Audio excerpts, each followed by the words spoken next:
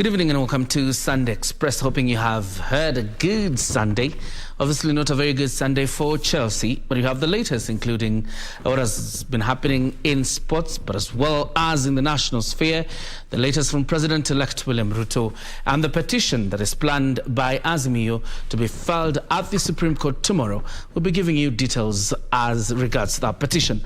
But for now, the highlights.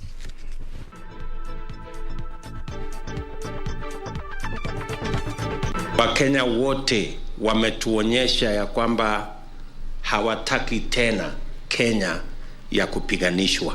Back to say thank you. President-elect William Ruto attends church service in Kiambu County. Not over yet.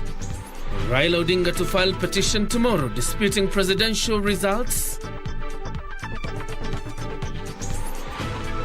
And job well done. IPOA lauds police conduct during election period.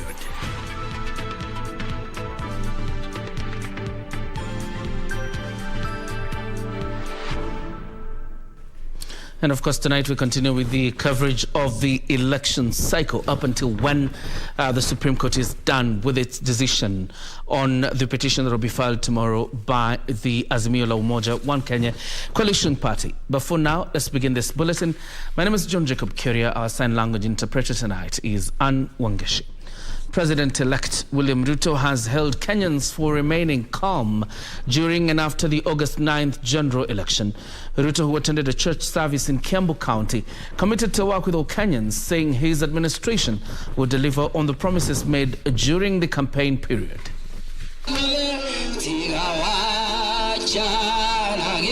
First Sunday after being declared winner by the Independent Electoral and Boundaries Commission Chairman Wafula Chebukati,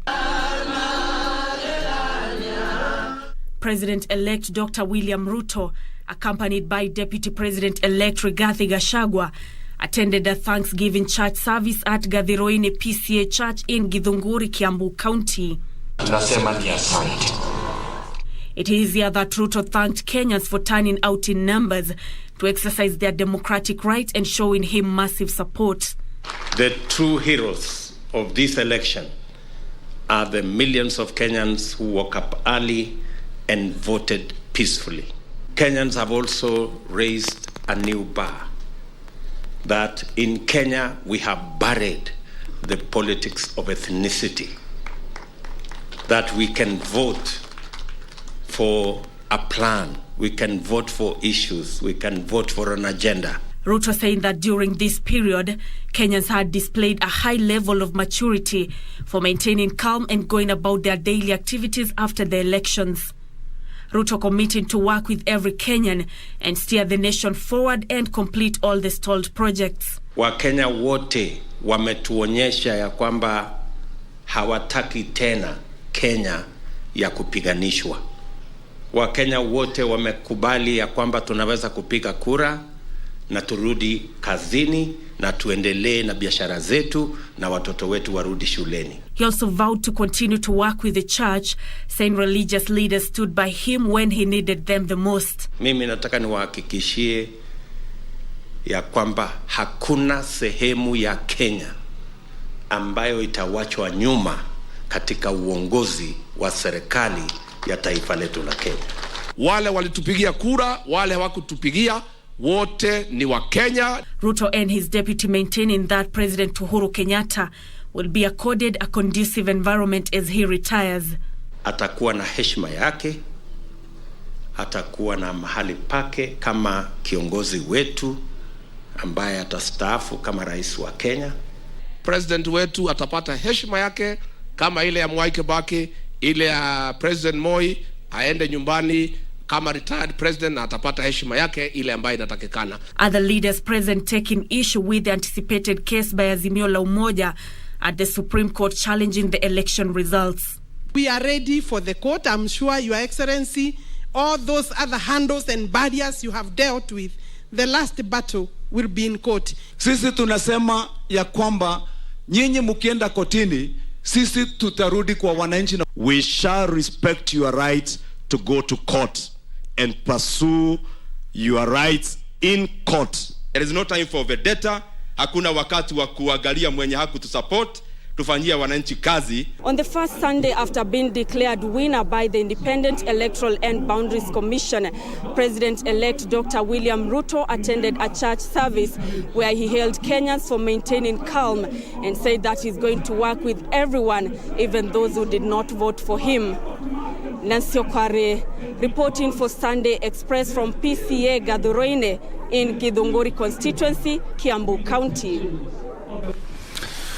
And in the meantime, the Azimio la Umoja One Kenya Coalition Party leader Raila Odinga will be moving to the Supreme Court tomorrow to file a petition challenging the declaration of William Ruto as the president-elect.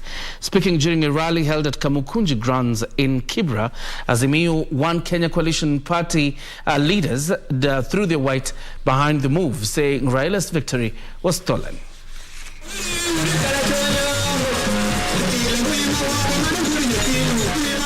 A section of political leaders and residents in Nairobi standing in solidarity with Azimio la Umoja presidential candidate Raila Odinga as he plans to make his case at the Supreme Court tomorrow. Naombea Raila Odinga atapata hii kiti. Hii kiti haendi.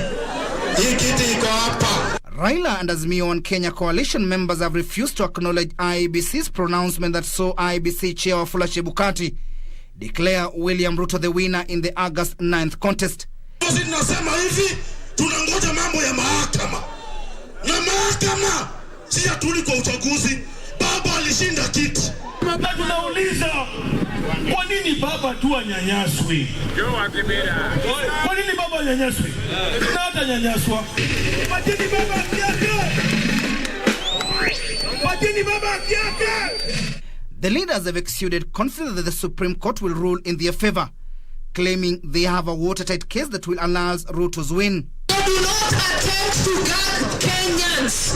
We shall speak and we shall stand for truth that will bring about justice and that will get Raila Amolo Odinga to State House. Na sisi kama ma-MCA wa Capital City of Nairobi, sisi tuko wengi Capital City of Nairobi. Tunasikia wabunge wananunuliwa. Muende mnunue bunge huko, lakini MCAs sisi hamtatununua. They at the same time accuse the police of harassment, even as they demanded the release of one of their own, who was arrested a fortnight ago for allegedly causing chaos during the elections. As we speak now, one of us, DCI, has hold for 15 days. It is not right in the law. It is not right in the law. And they are still looking for others. No crime is committed, but let them arrest anybody who broke or relation to the current MP. However, they vow to hold peaceful demonstrations until they deliver justice to those who voted for them. 4 IEBC commissioners led by IEBC Deputy Chair Juliana Sherera saying they were locked out of the last phase of the process. Timothy Kipnosu for Sunday Express. Let's stick on that for a moment. The Azimio la Umoja One Kenya Coalition Party will move to the Supreme Court tomorrow, seeking to invalidate President-elect William Ruto's declaration as the winner of the August 9th presidential election. The party led by Raila Odinga alleges massive rigging through manipulation of the voters' register, public portal displaying results, and the split between IEBC commissioners. They now want the Martha Koome-led bench of 7 judges to declare Ruto as invalidly elected. The IEBC has already appointed immediate former Attorney General Professor Githu Muigai as its lead counsel in the petition.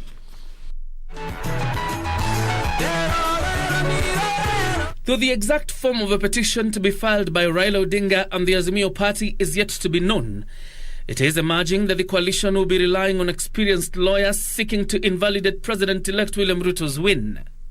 At the heart of a petition is a KPMG report on the voters' register that was published a month before the general election that revealed double registration in some instances and registration using fake identity or fictitious IDs.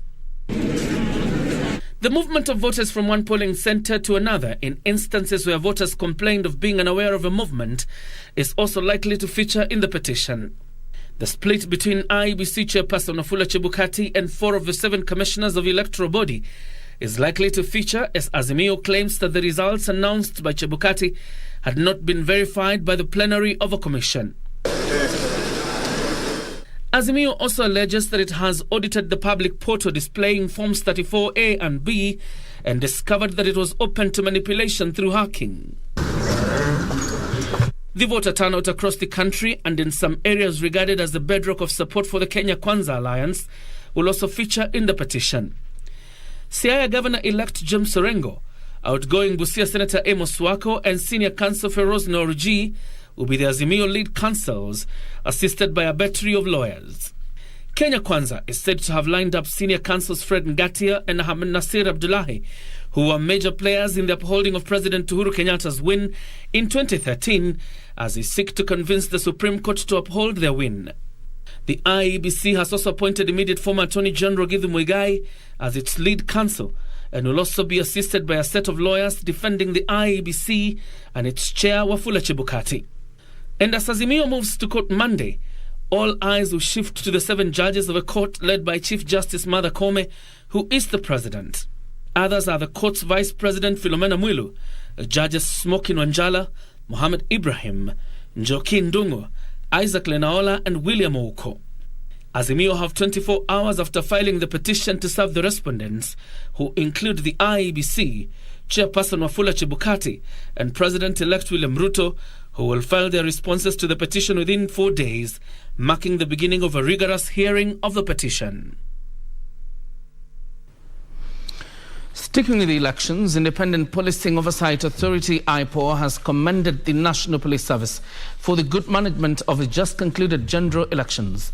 In a statement, IPOA Chairperson Anne Makori said that the police were better organized and prepared towards the management of security across the country compared to 2017. IPOA is, however, investigating cases of misuse of power by police officers in 7 counties. The conduct of the National Police Service in the just concluded August election has been commended by the Independent Police and Oversight Authority, IPOA. Through a statement, IPOA Chairperson Anne Makori says, unlike in 2017, police were able to conduct well-coordinated security debriefing during and after the elections that helped gather necessary intelligence to neutralize any security threats on time. IPOA has, however, revealed that some cases ranging from assault to harassment were recorded in 7 out of 47 counties where its officials were monitoring the election. The 7 are Gasen in Tana River, Mbalambala in Garissa County, Eldas in Wajir where an IBC official was shot at, Tiati in Baringo County, Eldoret in Uasin Gishu County, Webuye in Bungoma East and Arena Estate in Kisumu County. The authority further recommends that the National Police Service and the National Police Service Commission considers better strategies to address police welfare during the elections. The police have also been urged to cooperate with IPOA officers as they discharge their mandate as provided for in the law. For Sunday Express, I'm Gladys Mungai. Some sad story here. Mother of 4 in Ngatarungai, Kajiado County, is appealing to well-wishers to come to the aid of her ailing children to enable them access medication. Mary Wariga says her last-born child, aged 5, has undergone 3 successful heart surgeries from India, thanks to well-wishers, but the child is not able to obtain requisite therapies due to financial constraints, and that the child is suffering from cerebral palsy, which also needs medication. When we arrived at Mary Wariga's rental home in Ongatarungai, Kajiado County, she was joyous. At least someone somewhere will hear her sad story and help her and the children. Vile ni nasurvive na hii maisha yangu, hakika ni hali gumu sana. Maana niko na watoto wawili ambao ni disability. Huyu Pauline wa Maitha ambaye ni 10 years na huyu Faith Wangeci ambaye ako na disability ya Down syndrome. Na sasa hawa watoto kama hawangekuwa na disability na kama hawangekuwa wanapitia shida ya magonjwa, wote wangekuwa shule. The mother of 4 narrates how her youngest child, Faith Wangeci, has successfully undergone heart surgeries in India thanks to well-wishers. However, the biggest challenge is attending to clinics and therapy session fees for Faith. Kenyatta sio free, kutolewa kama hiyo failo ili nianziane na hiyo kwenda clinic, kutolewa failo inakuaga 1,150. Hiyo ni kutolewa failo. Kutoka hapo akiandikiwa picha ya moyo ili waone hiyo moyo vile imefanywa repair 3 vile inaendelea, inaitagwa echo. Hiyo picha ya moyo inakuaga 3,500, na mnaona vile hali ya maisha imekuwa gumu. Wariga has another problem to manage. Another of her children suffer from cerebral palsy.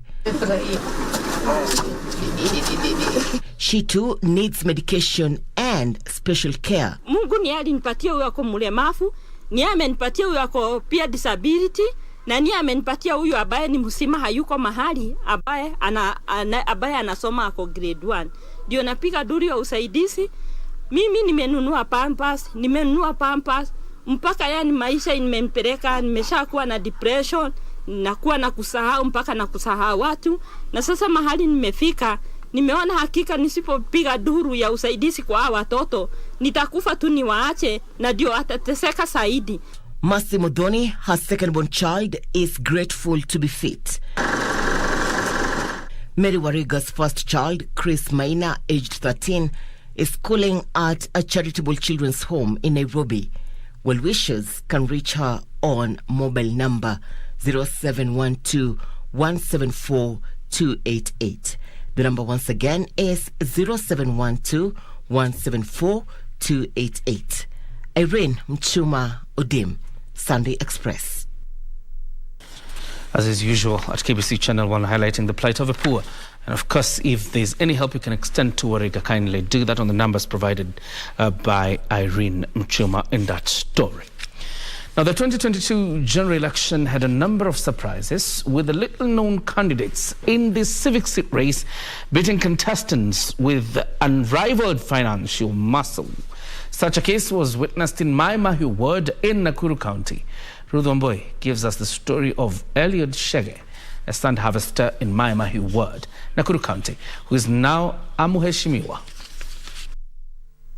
In Mai Mahiu ward, Naivasha, humble beginnings can only be best described by 33-year-old Eliud Chege, a sand harvester turned MCA-elect for Mai Mahiu ward. Kuna siku kumekuwa na tumefungua mahali tunachota mchanga, nao vijana wengi wakaandamana sana, na walipigwa na polisi, wengine wakauliwa na wengine wakabaki na majeraha kubwa. Hakuna mkono yote ya serikali tuone ya kutusaidia. Na nilipokaa na wao chini nikawaambia imefika mwisho na hakuna siku nyingine tutaandamana kwa barabara tukitafuta haki yetu. Ndipo tukaongea kwa pamoja, tukakubaliana ya kwamba mimi nitasimama. Eliud Chege of UDA party and a sand harvester beat veteran politician Stephen Ngethe, who was defending his seat on a Jubilee party ticket. Hii safari sijaiweza peke yangu. Hao vijana ndio wamenishika 100%, na well wishers, mtu ambaye angekuwa tu karibu aone niko area nikipatana naye kuliko nienda niombe kura, wakiona mahali nimefika, naona mwingine amenisaidia, mwingine ameniambia nitakutolea karatasi hii, mwingine ameniambia nitafanya hivi, lakini safari yenyewe imekuwa ni kama safari ya Mai Mahiu kwa sababu watu wameniunga mkono. Hakuna mahali niliingia wakaanza kudai pesa kwa ile baya. The victory registered brought to an end a 15-year era of the incumbent Stephen Ngethe, who first served as a councillor before transiting to MCA for 2 consecutive terms. Chege joined sand harvesting business in 2013, and 3 years later, his colleagues gave him chairman position. But what qualities did he have that triggered the sand harvesters to give him the position 3 years later? Hakuja kuwa na kiongozi yeyote ameweza kusimamisha watu wa mchanga na project yeyote. Kama huo alipokuja kwa mchanga kama miaka 5 iliyoisha imepita, ameweza kuanzia project ya vijana pale kwa mchanga. Ameweza kuwa akisanya shilingi 50 kwa hawa vijana wa mchanga, vijana 400, na wameweza kujenga nyumba yao ya gorofa pale.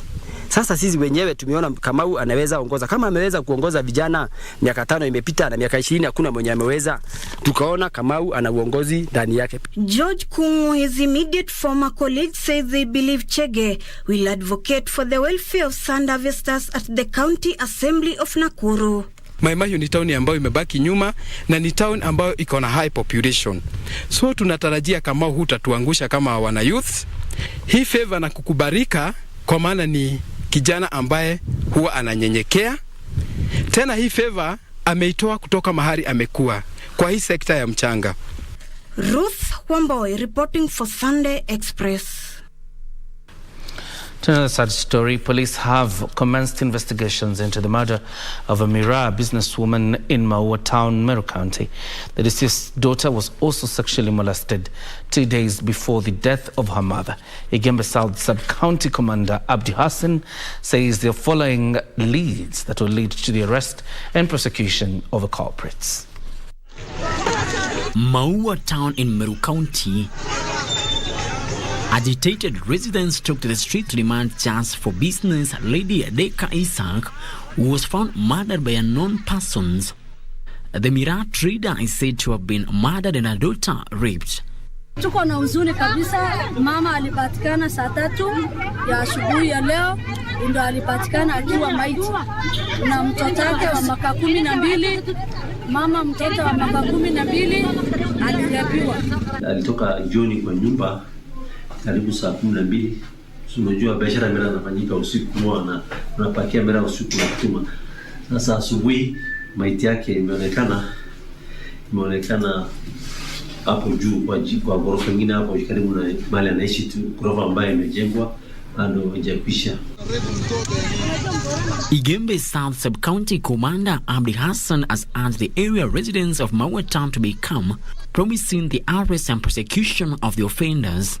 While assuring the residents that security will be beefed up in the region, Hassan called on members of the public with any information regarding the incident to come forward and assist the police in investigation. Atakuwa mshahidi kwetu na tunachunguza hiyo kesi. Nafikiria soon tutapata suspect na tutamstaki na makosa, na saizi siwezi ongea juu yake kwa sababu bado tunafuatilia. Tutakamata na yeye, atastakiwa na makosa, tutapeleka kotini. Sisi tujawahi kuona, tunaishi Maua miaka mingi sana, lakini tujawahi kuona shida kama hii. Hii mtu anatoka sehemu nyingine anaanza kuua watu. Meanwhile, police are investigating the circumstances surrounding the death of a middle-aged woman whose body was found in their rented house in Kangethia village of Embu County. Embu North Deputy County Commissioner William Owino said the unidentified woman's body was spotted by locals. Kisa hicho ni ya kusikitisha kwa sababu hatujui ni kwa nini huyu mama akiwa na mumewe hangeeleza hata shida yake kwa mumewe, amweleze mumewe ni nini iko shida.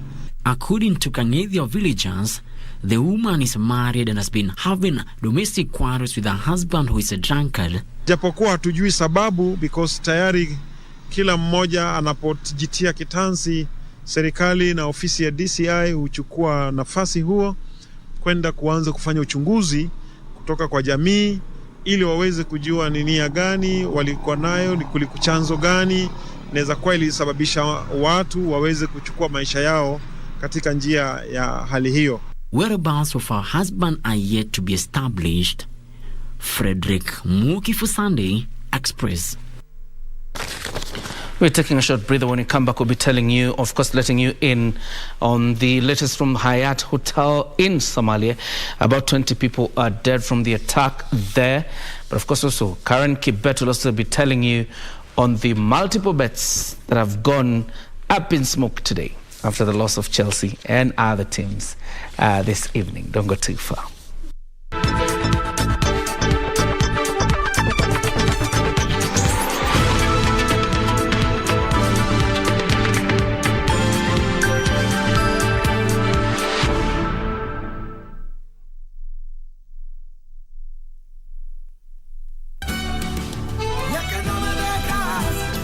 Be aware that you had nothing to do with that. But I wasn't able to do anything to save them.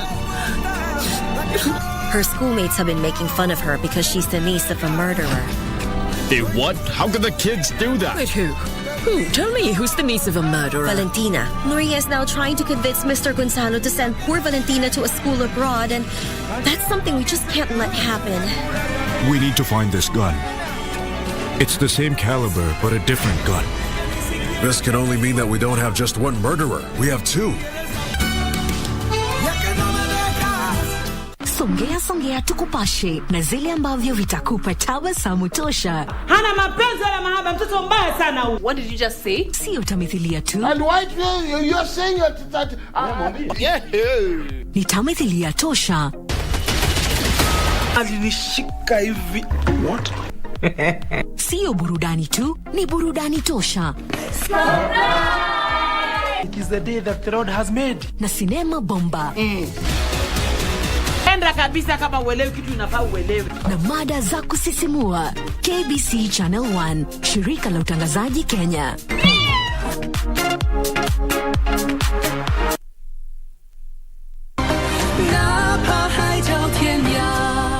If you should ever dare do anything to hurt my sister, I'm not going to go easy on you. I'm guessing that he's already fallen for you. He wanted it to happen. Come on, stop it. When your troops intercept Karen's rebels, please leave Karen to me. I wish to deal with him myself. Huh? Why would you two be in my study?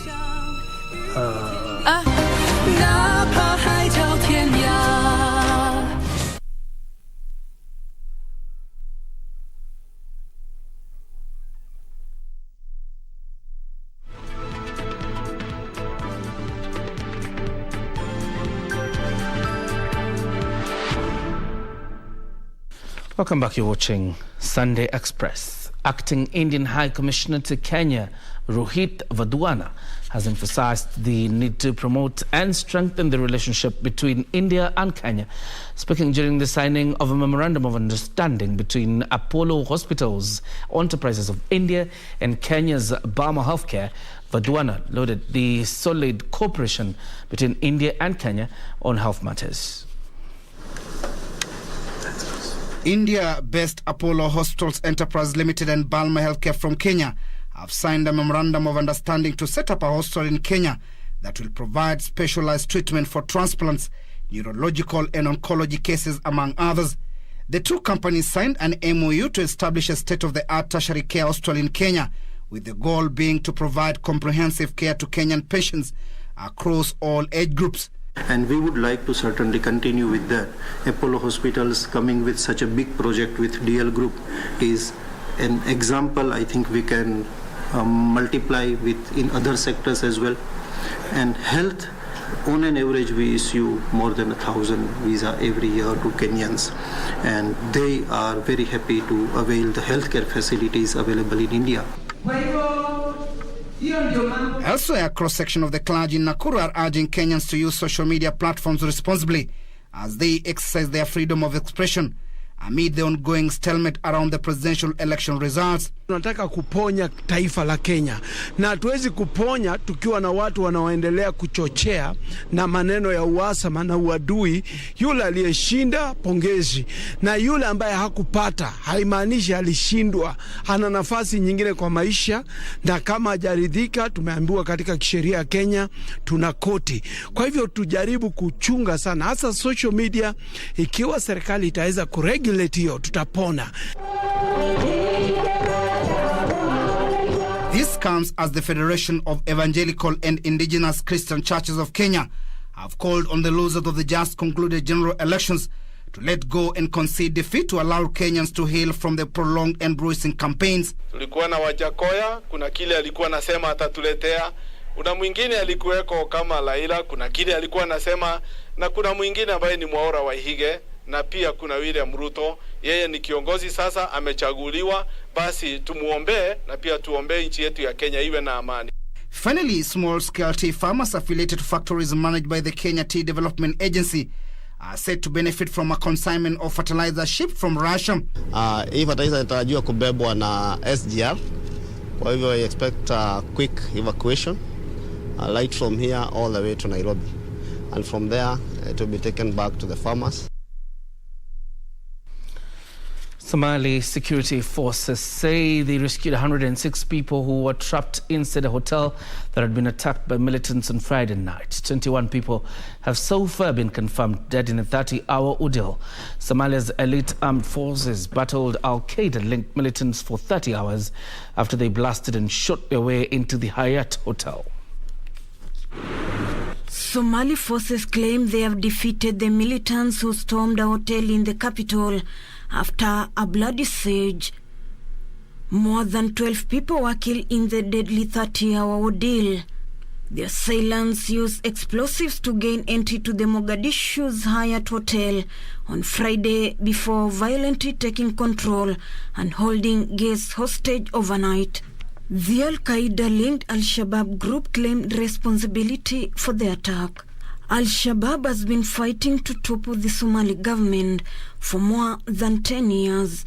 It wants to establish its own rule based on a strict interpretation of the Islamic law.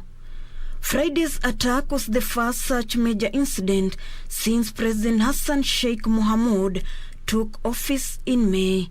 The Hayat is a hotel popular with lawmakers and other government officials.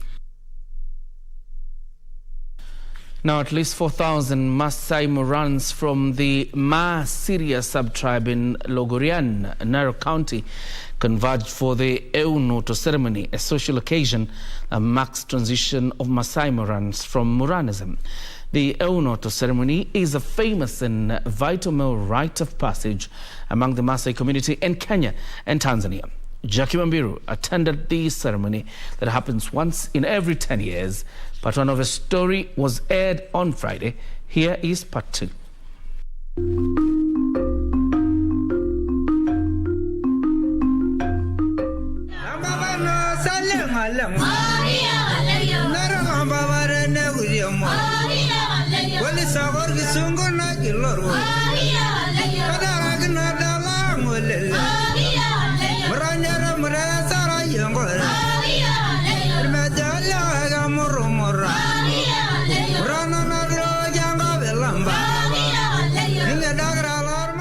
Dawn comes with an entourage of two formations of the Maasai Morans.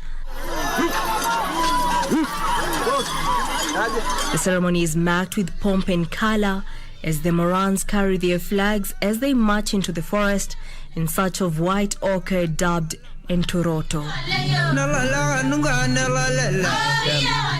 Guided by elders, the Morans are shown to a barrow where they paint their foreheads with white ochre and draw patterns on their bodies. Ni nyeupe yenye tunamalizia kwa sababu tunachukuanga rangi nyekundu inafanana na damu, lakini nyeupe ya mwisho tunafananishanga na masiwa.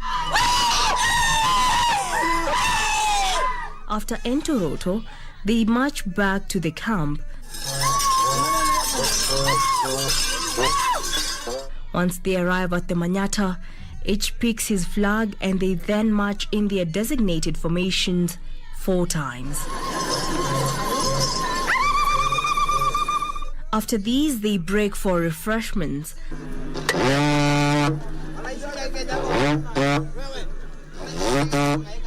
A horn is then blown to recall the Morans to the Manyata, where the men considered to be sacred are presented to them. Later, the sacred man marched to the Osenkira.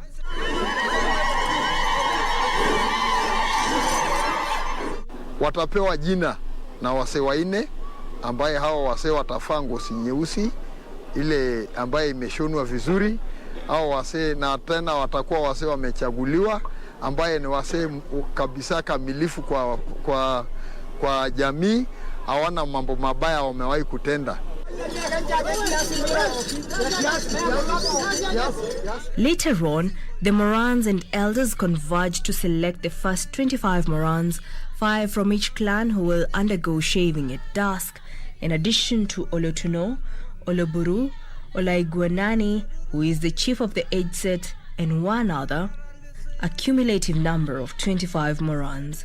Rangi itunafananisha na masiwa, nyeupe kwa siku mbili, ambaye hiyo ni rangi kuna mchanga ingine tunatoanga tu ambaye inakuanga nyeupe, ikiwekwa inakuwa kama chokaa, ama rangi nyeupe, ndio kusudi watu wasimaliziwe sherehe yao na kitu nyekundu.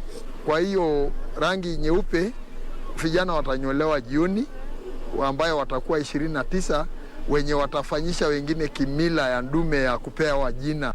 After the selection, elders congregate and perform a few rituals to prepare the Morans for the final step. Hiyo ngozi yote itakatwa na kila kijana atapata kapisi sehemu kidogo ya hiyo ndume. Pia hiyo ndume ndio itatolewa roho, ndio inapakwa vijana uso, ndio inaonyesha kwamba ni rika moja. Hiyo ni kama kiapo sasa ya kuonyesha hawa ni rika. It is the golden moment for the warriors. The mood is somber and tense as they await the vital part of the ceremony, shaving of their hair. To commence the ceremony, the Edset leaders approach their clan manyatas and sit on the cow hides as displayed and spread on the ground. Adorned in ceremonial Maasai traditional attire, the women prepare to start shaving the Morans by pouring milk on the wooden stool with a new razor blade on standby. After much anticipation, shaving starts as milk is poured on the head of the Moran and razor blades are used to cut off locks of hair.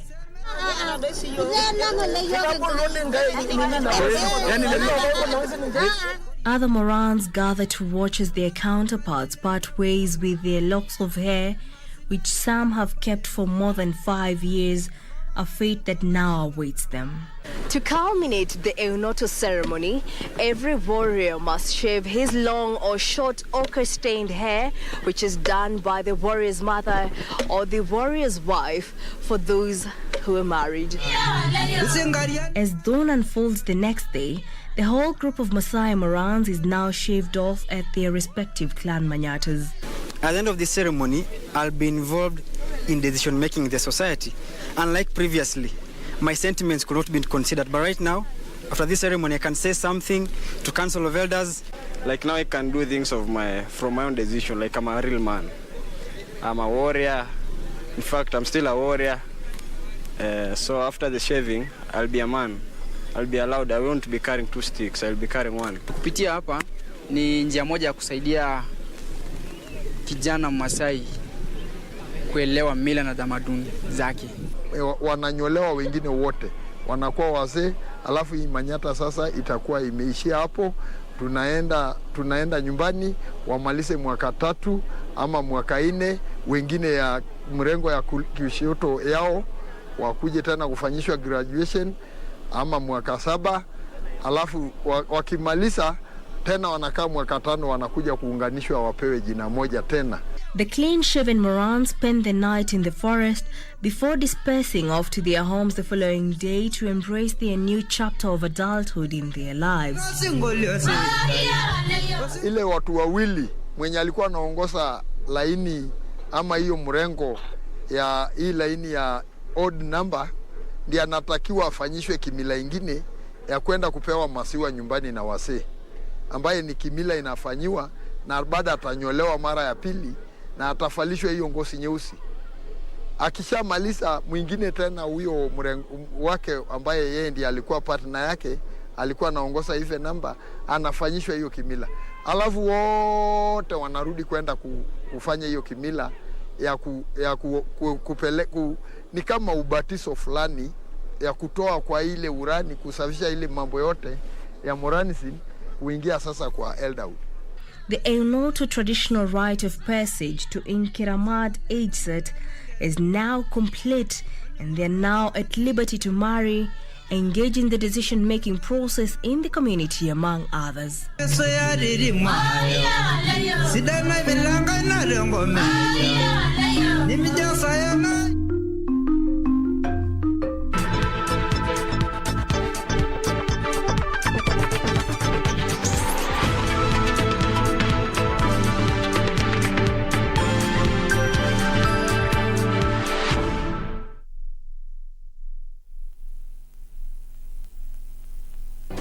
Do you have a news story to share with KBC? Get in touch swiftly on email news@kbc.co.ke or call 0723-892-654 or 0734-780-124.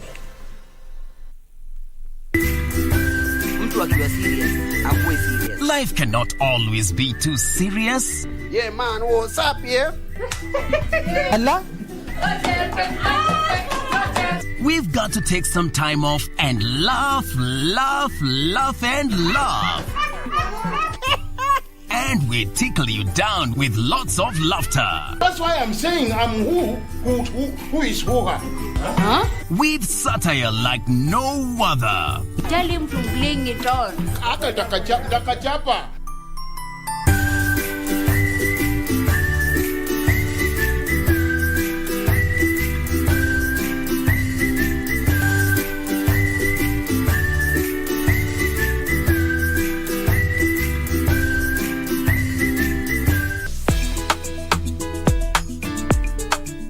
Chongo viasi wewe. Na isitoshe utaosha hata vyombo. Mimi nioshe vyombo mimi. Hata unacheza. Wanaume mzima mimi nioshe vyombo kwa sababu ya kukula chakula ya hoteli hii mimi. Wait. Mogaka. Kwa ofisi. Plani umepita. Tangu lini unawekea mimi michele hivi kama patko? Chukua nyama rudisha huko. Mimi unapenda kusumbua sasa. Sipendi kusumbua na leta bwana. Ngo mtu mimi nataka uchafue. Nani nione kaja jana yake saa hivi.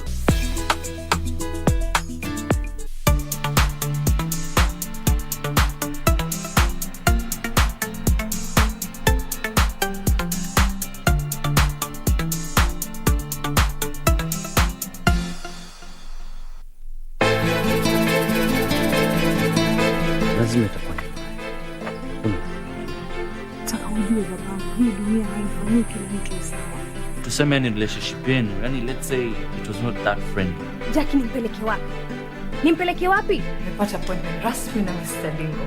Ma! She just doesn't want me to leave the house. She just wants me to stay at home.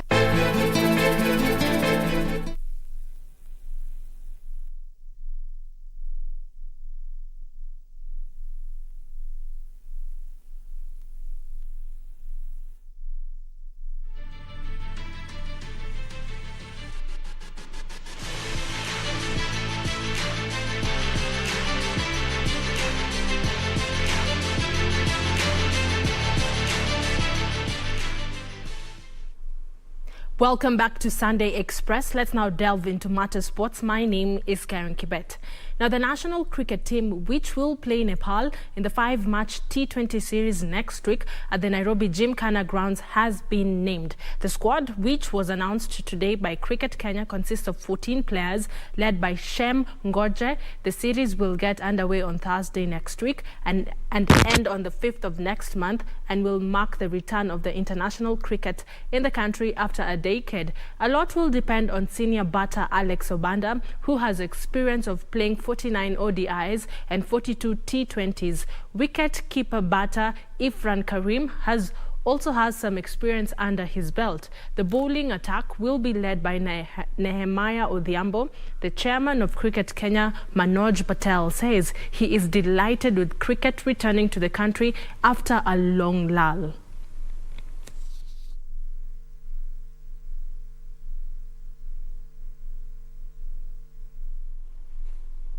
New York City Marathon champion Albert Korir says he is ready to defend his title at this year's race set to be held on the 6th of November. He says he is training hard to ensure that he joins the list of few athletes who have successfully retained their titles at the annual event.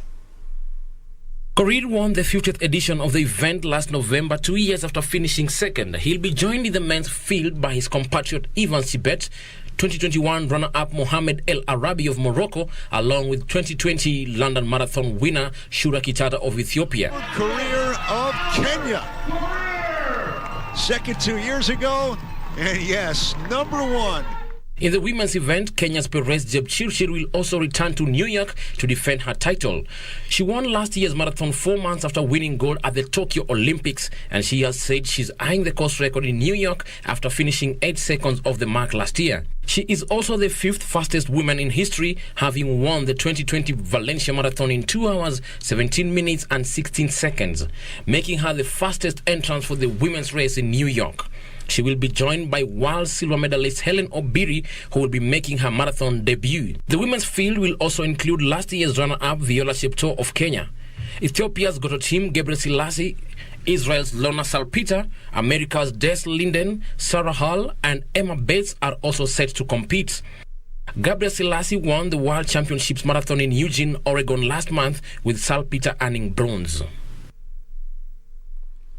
Moving on, Ukraine's boxer Alexander Usyk took a second consecutive victory over Britain's Anthony Joshua to defend his unified WBO, WBA and IBF World Heavyweight titles over the course of an epic 12th-round battle in Jeddah, Saudi Arabia. The result infuriated Joshua. He picked up 2 championship belts and threw them out of the ring before storming off briefly. Take a look.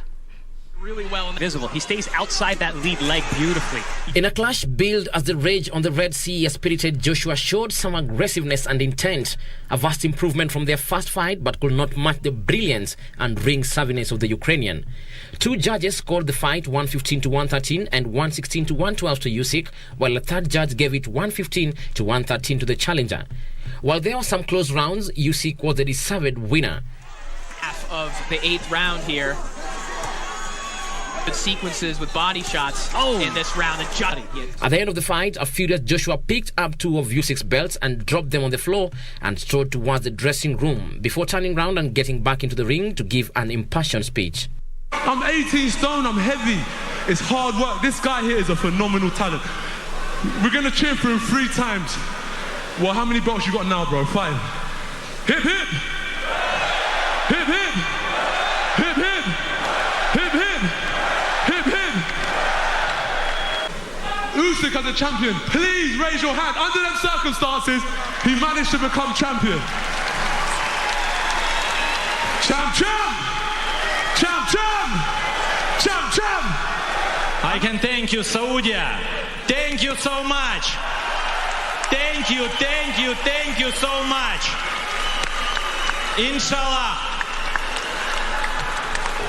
Joshua has now suffered back-to-back defeat against Usyk, while the champion retaining the WBA, WBO and IBF titles he won in London last September. For Channel 1 Sports, this is Eddie Makina. Thank you, Eddie, for that report. Congratulations to Usyk. Anthony Joshua lives to fight another day. Now, finally, Brighton scored 2 goals from 2 shots on target to maintain their unbeaten start to the season with victory over West Ham, who remain without a goal or a point this season. The victory of Brighton stretches their unbeaten run to 8 games, while West Ham have now had 38 shots in their opening 3 league games without scoring a goal. In another match, former champions Chelsea slumped to their first defeat